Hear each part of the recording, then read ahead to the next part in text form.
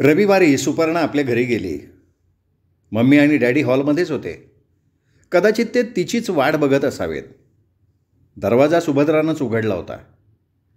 सुपर्णाला बघताच सुभद्राच्या चेहऱ्यावर प्रसन्न भाव उमटले होते. ती एकटक नजरेनं सुपर्णाला न्याहाळत होती.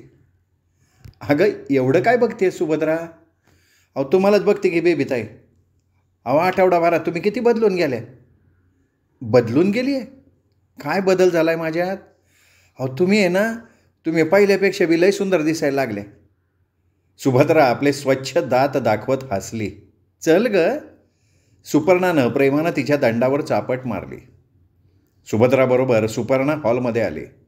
हाय डॅडी. मम्मी कशी आहेस? सुपर्णानं सोफ्यावर आरामात बसत विचारलं.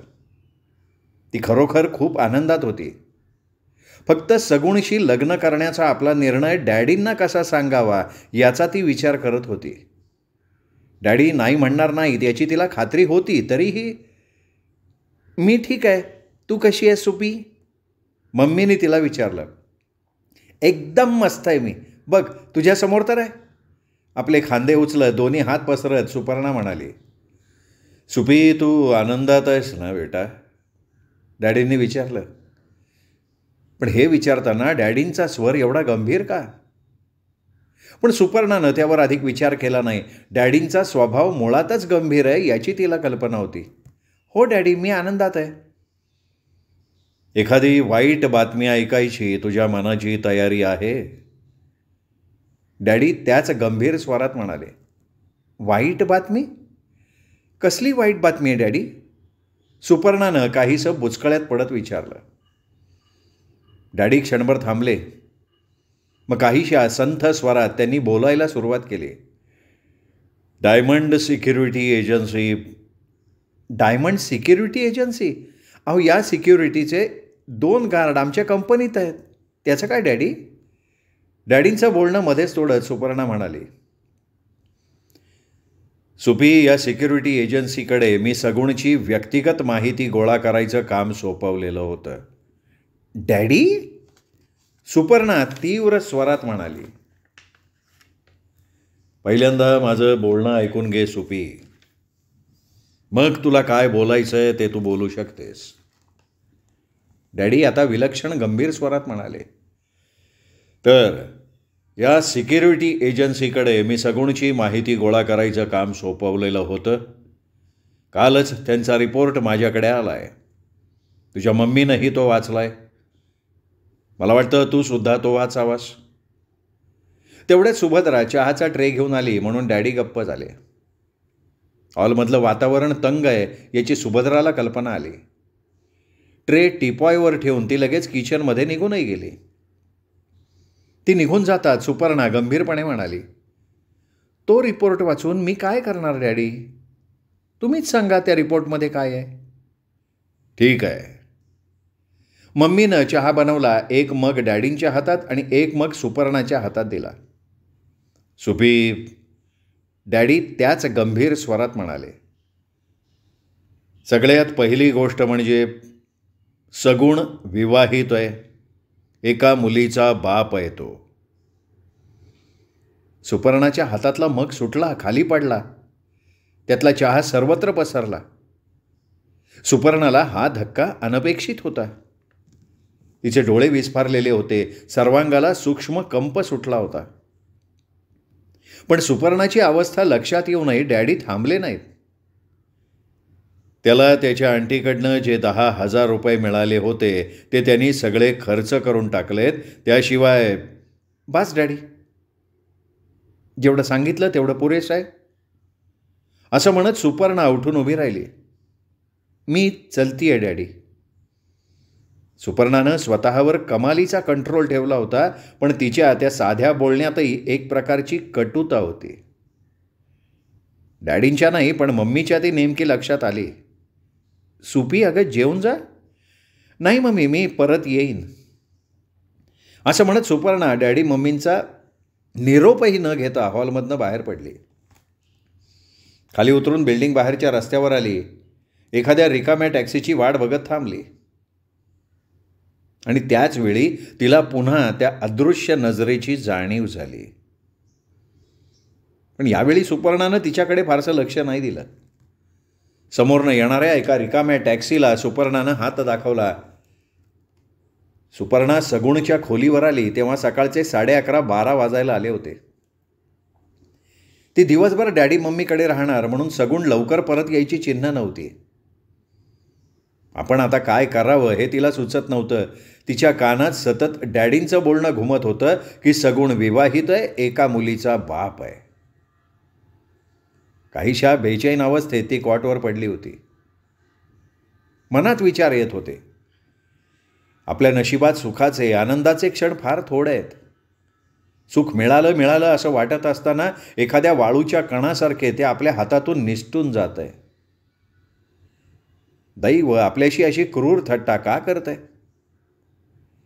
पहिल्यांदा त्यांनी आपल्याला एवढं देखणं रूप दिलं आणि मग पायच काढून घेतला आपला. आपण आपलं एकाकी एकटं आयुष्य जगत होतो तर सगुण आपल्या आयुष्यात आला. आता त्याच्याशी आपण लग्न करायचं ठरवलं तर तो विवाहित असावा. काय म्हणायचं आपल्या दुर्दैवाला? याच बेचैन अवस्थेत तिला केव्हा तरी झोप लागून गेली. संध्याकाळी 6:30-6च्या सुमाराला तिला जाग आली. सगुणचा अजूनही पत्ता नव्हता. सकाळपासून तिने काही खाल्लं नव्हतं, खायची इच्छाच नव्हती.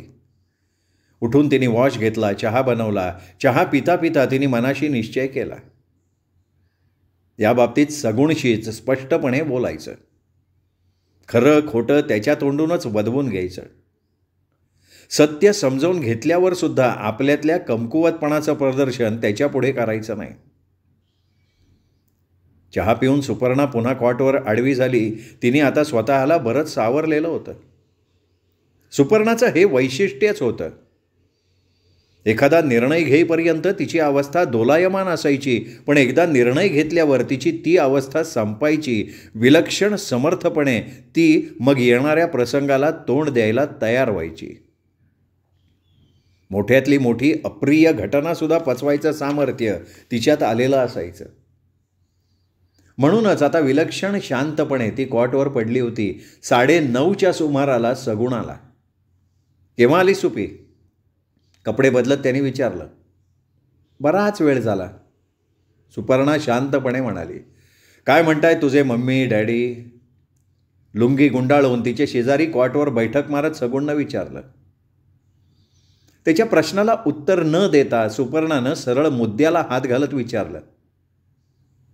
सगुण, मला मोनाच्या विषयी सगळं काही सांग रे. सुपर्णा, तू पुन्हा पुन्हा मोनाचा विषय का काढतेयस? तिच्याबद्दल सगळं काही मी तुला सांगून टाकलंय. सगळं काही? त्याच्या नजरेला नजर देत सुपर्णा म्हणाली. तिच्या त्या नजरेनं सगुण काहीसा अस्वस्थ झाला. तिची नजर टाळत म्हणाला, हो सगळं काही. तुझ्या डोक्यावरचं ते मोनाचं भूत. सगुण, खोटं बोलतोयस तू. मोनाविषयी तू मला सगळं काही सांगितलेलं नाहीस, खरं आहे का नाही? सगुण एकदम गडबडला.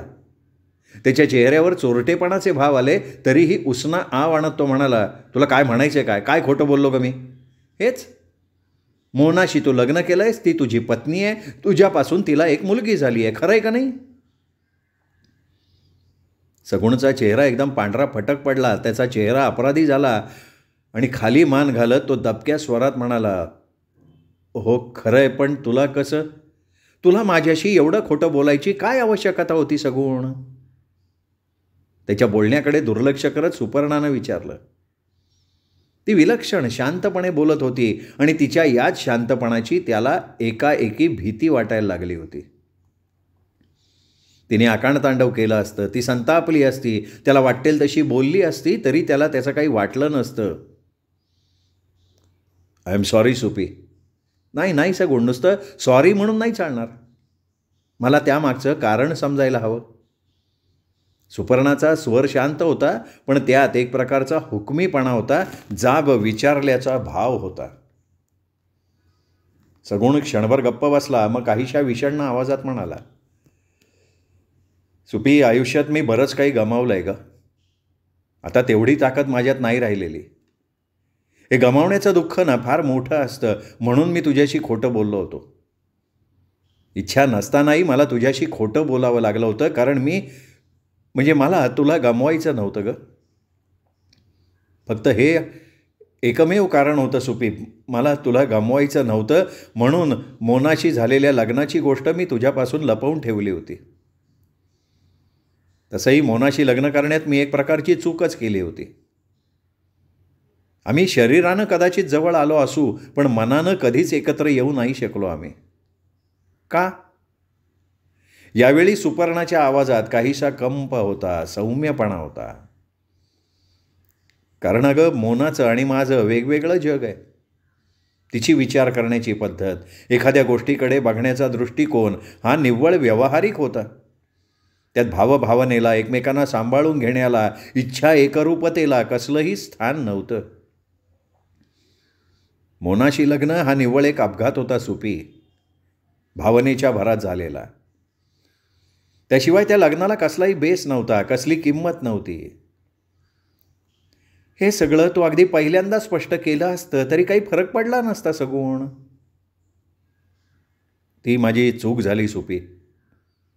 मी तुला नाही ओळखू शकलो.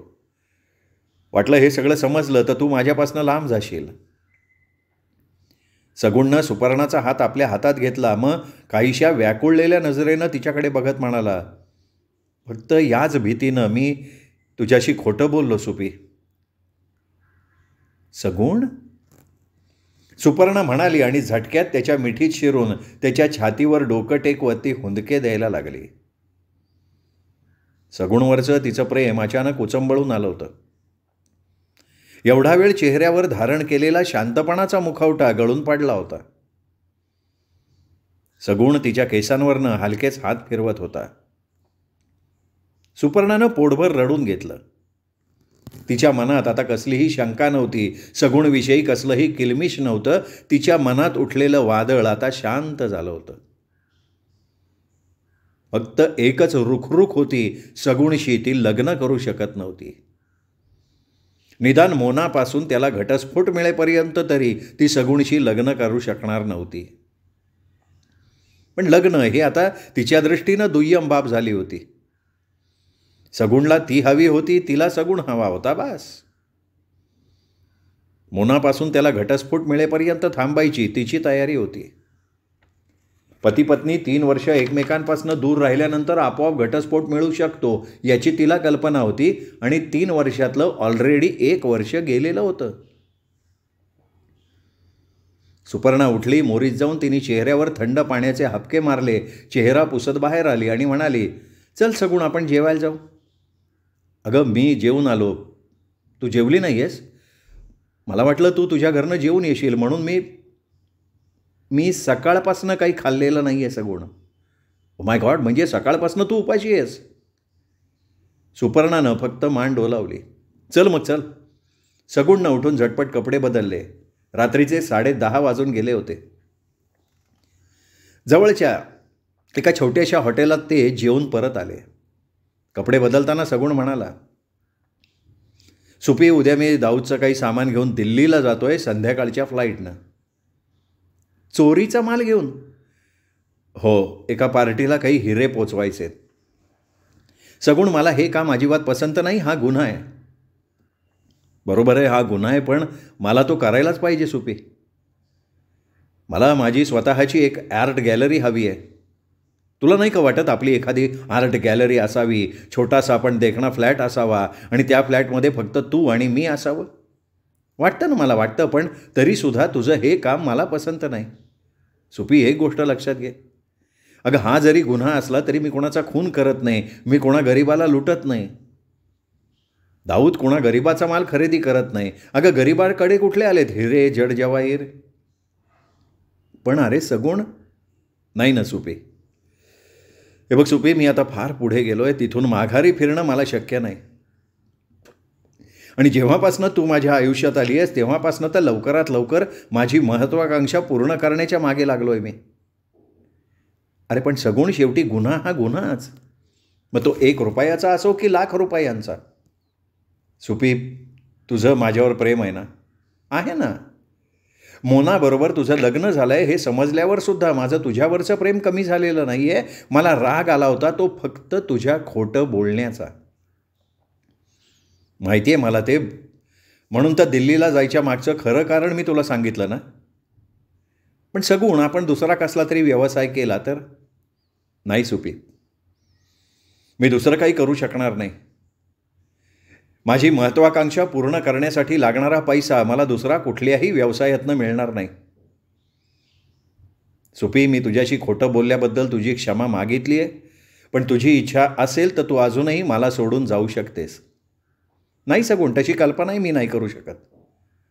तुझ्याप्रमाणे मीही आता फार पुढे गेली आहे. तुझ्याशिवाय जगणं मला आता केवळ अशक्य आहे. सगुणनं सुपर्णाला आपल्या मिठीत घेतलं. अलगदपणे त्यांनी तिच्या केसांवर आपले ओठ टेकवले. दोघंही बराच वेळ त्याच अवस्थेत एकही शब्द न बोलता निःशब्द बसून राहिले होते. सगुणच्या डोक्यात आपल्या भविष्याविषयीचे विचार घोळत होते. सुपर्णाच्या मनात मात्र एकच प्रश्न पुन्हा पुन्हा येत होता, सगुणला सोडून पुन्हा आपण एखाद्या मामूली मुलीसारखं आयुष्य जगू शकू का? सकाळी नेहमीप्रमाणे ऑफिसला जायला सुपर्ण तयार झाली. सगुण तयार झाला. सगुण, संध्याकाळी तुला एअरपोर्टवर सोडायला मी येईन तुझ्याबरोबर. नाही नाही सुपी, तू एअरपोर्टवर येऊ नकोस. अशा कामात जास्त गर्दी उपयोगाची नसते. उगाचच इतरांचं लक्ष वेधलं जातं. सुपर्णाचा काहीसा उतरलेला चेहरा बघून सगुण पुढे म्हणाला, हे बघ, हवं तर मी दुपारी लंचच्या वेळेला तुझ्या दुकानावर येतो. जेवण आपण जवळच्या एखाद्या हॉटेलात घेऊ, चालेल? चालेल ना. आत्ता मला ऑफिसवर सोडायला येणार आहेस ना? अर्थात. सगुणनं मोटरसायकलवरनं तिला सोहराबसमोर सोडलं. दुपारी लंचला यायचं आश्वासन देऊन तो निघून गेला. सगुणशी लग्न करण्याबाबत सुपर्णाचा अजून ठाम निर्णय होत नव्हता. नेमकं काय करावं ते तिला कळत नव्हतं. या विषयावर बिंदाशी किंवा शमाशी बोलायचं तिने ठरवलं.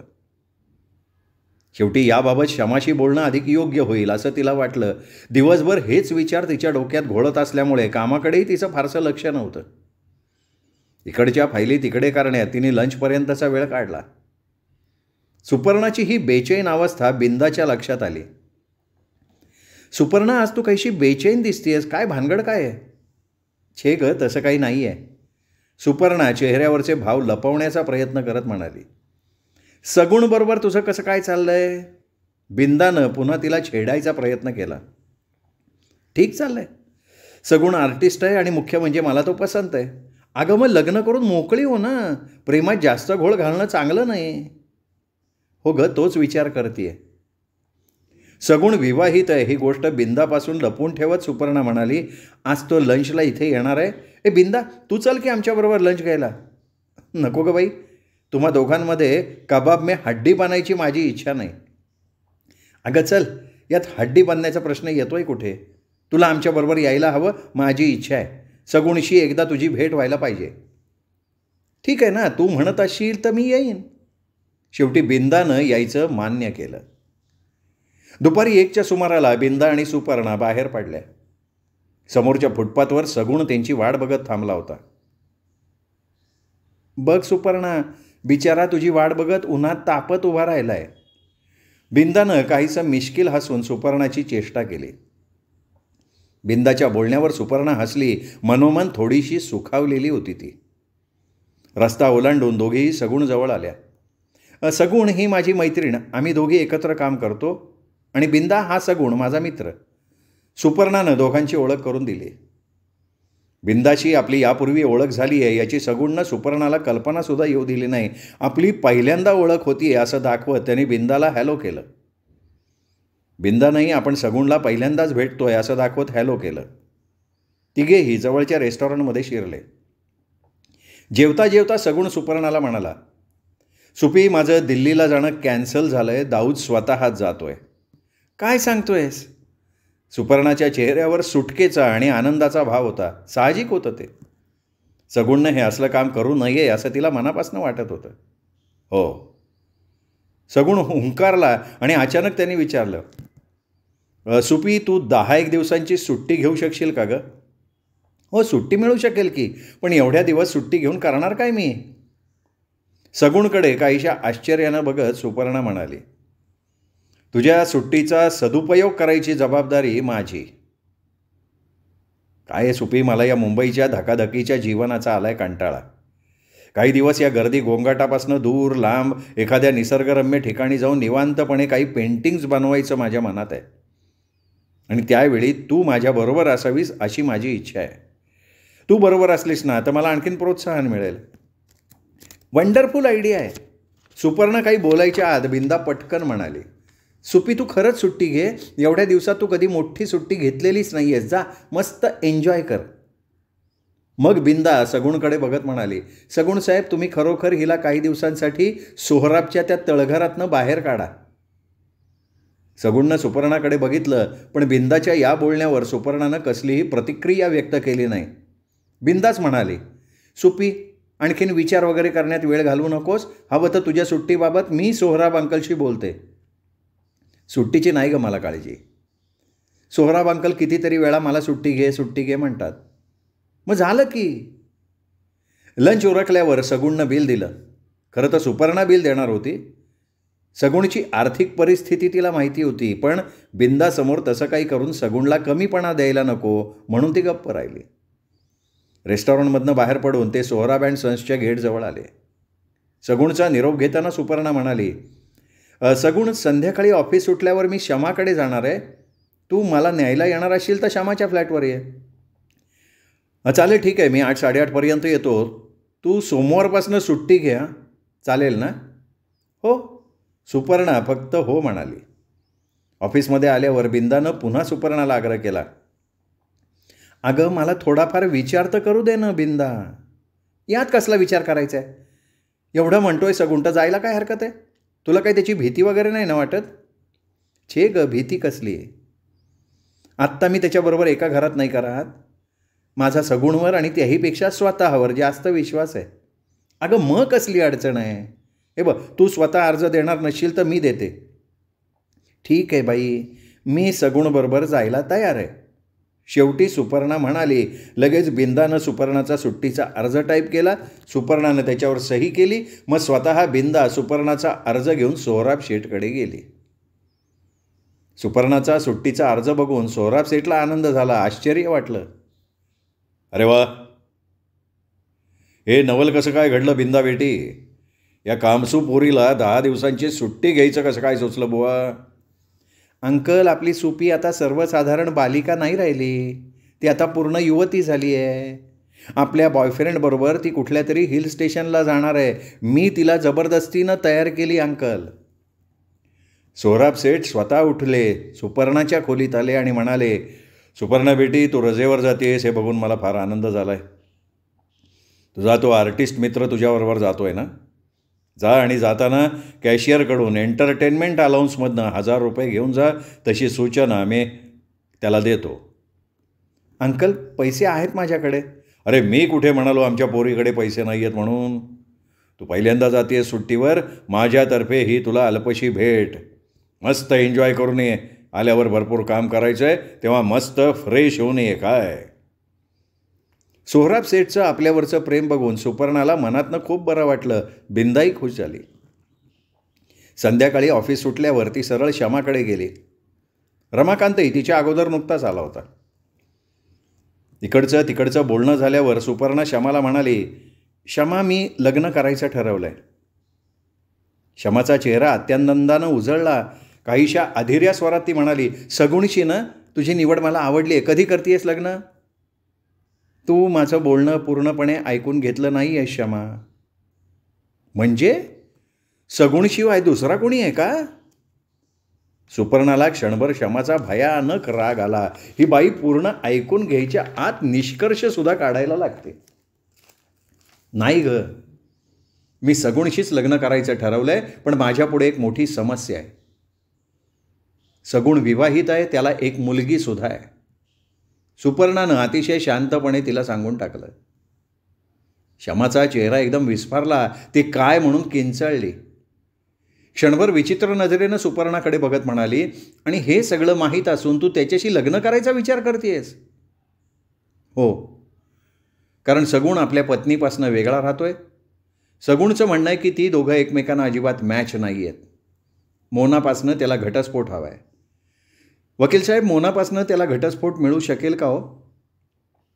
घटस्फोटाची नोटीस दिल्यापासून 3 वर्ष जर ते एकमेकांपासून वेगळे राहत असतील तर सगुणला घटस्फोट मिळू शकेल. पण मोनानं आग्रह धरला तर सगुणला तिला दरमहा काही ठराविक रक्कम पोटगी म्हणून द्यायला लागेल.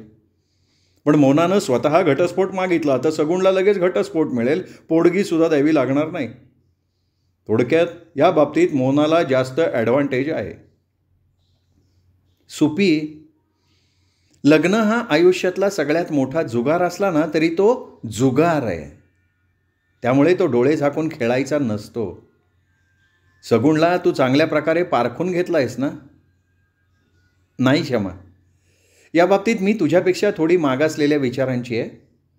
एखाद्या व्यक्तीवर प्रेम करताना त्याच्या सर्व व्यावहारिक बाजू विचारात घेऊन मगच प्रेम करायचं मला नाही जमणार ते. सगुण मला आवडलाय तेव्हा त्याला पारखून वगैरे घ्यायचा विचार माझ्या मनातही आलेला नाही. शिवाय आजवरचं माझं सगळं आयुष्य एकटेपणात, पुरुषांपासून लांब राहण्यात गेलं आहे. आता मला हवा तसा पुरुष मिळाला आहे आणि त्यासाठी मी तडजोड करायला तयार आहे. कसली तडजोड करणार आहेस? कोणत्याही प्रकारची तडजोड? अगं, एकटेपणाची मला आता खूप भीती वाटते.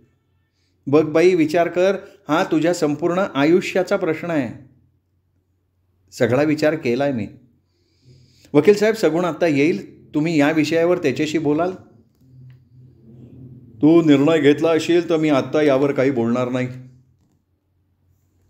पण मला सांग सुपी, मध्येच क्षमा म्हणाली, तू तुझा हा निर्णय मम्मी डॅडीला सांगितलास? नाही सांगितला. आजच मी हा निर्णय घेतला आहे. तूही त्यांना इतक्यात काही सांगू नकोस. सोमवारी मी सगुणबरोबर 8-10 दिवसांसाठी हिल स्टेशनवर जाणार आहे. तिकडून आल्यावर मी माझा निर्णय त्यांना सांगेन. चालेल? ठीक आहे. 7:15च्या सुमाराला सगुण आला. रमाकांत बराच वेळ त्याच्याशी मोनाच्या विषयी बोलत राहिला. सगुणही रमाकांतच्या प्रश्नांची उत्तरं देत होता. शेवटी रमाकांत म्हणाला, मोना तुम्हाला सोडून गेल्यानंतर तिची तुमची पुन्हा भेट झाली? नाही. पण सगुण साहेब, तुम्ही तिला घटस्फोटाची नोटीस पाठवल्यावर कदाचित ती तुम्हाला पोटगी मागेल. जर तुम्हाला तिला पोटगी वगैरे द्यायची नसेल तर मोनाचं चारित्र्य संशयास्पद होतं हे तुम्हाला सिद्ध करायला लागेल. नाही, मी तसलं काही सिद्ध करू शकणार नाही वकील साहेब. पण मोनानी स्वतःहून मला सोडलं आहे, मी तिला सोडलेलं नाही. ठीक आहे, मी तिची भेट घेईन. जर तिने स्वतःहून तुम्हाला घटस्फोट द्यायची तयारी दाखवली तर तुम्हाला पोटगी द्यावी लागणार नाही. मी शक्यतो तिला तसं करण्याविषयी तिचं मन वळवीन. तुमच्याकडे पत्ता आहे का तिचा? हो, आहे ना. वर्षभरापूर्वी ती मला सोडून गेली तेव्हा दिवार हॉटेलमध्ये ती रिसेप्शनिस्ट म्हणून काम करत होती. कदाचित अजूनही ती तिथे असेल. क्षमा, जरा टेलिफोन डिरेक्टरी घे ग. रमाकांतनं डिरेक्टरीतनं दिवार हॉटेलचा फोन नंबर शोधून काढला. फोन जवळ ओढला, नंबर डायल केला. हॅलो, हॉटेल दीवार? हाँ, मोना जी है क्या? क्या? दिन की ड्यूटी है उनकी? आप उनके घर का पता बता सकती है? जी, मैं उनका कज़िन बात कर रहा हूँ. एक मिनट, मैं लिख लेता हूँ. रमाकांतनं डायरी काढली आणि म्हणाला, हाँ बताइए बताइए. C type 8/95 Tilak Nagar, Chembur. Thank you. रमाकांतनं receiver क्रेडलवर ठेवला. मग सगुणकडे बघत म्हणाला, मी उद्या मोनाला तिच्या घरी भेटेन. मला वाटतं मी तिला तयार करू शकीन. मलाही वाटतं ती तयार होईल. ती स्वतःही कदाचित दुसरं लग्न करण्याच्या विचारात असेल. तिला माझ्यापासून सुटका हवी असणार. सगुण म्हणाला. मग थोडा वेळ इतर गप्पा झाल्या. शमानं विचारल्यावर सगुणनं काश्मीरला जायचा आपला बेत बोलून दाखवला. कॉफीचा आणखीन एक राऊंड झाल्यावर शमाचा आणि रमाकांतचा निरोप घेऊन सगुण आणि सुपर्णा बाहेर पडले. श्रोते हो, हा होता 13वा भाग सुरेश वैद्य लिखित कठपुतळी या कादंबरीचा.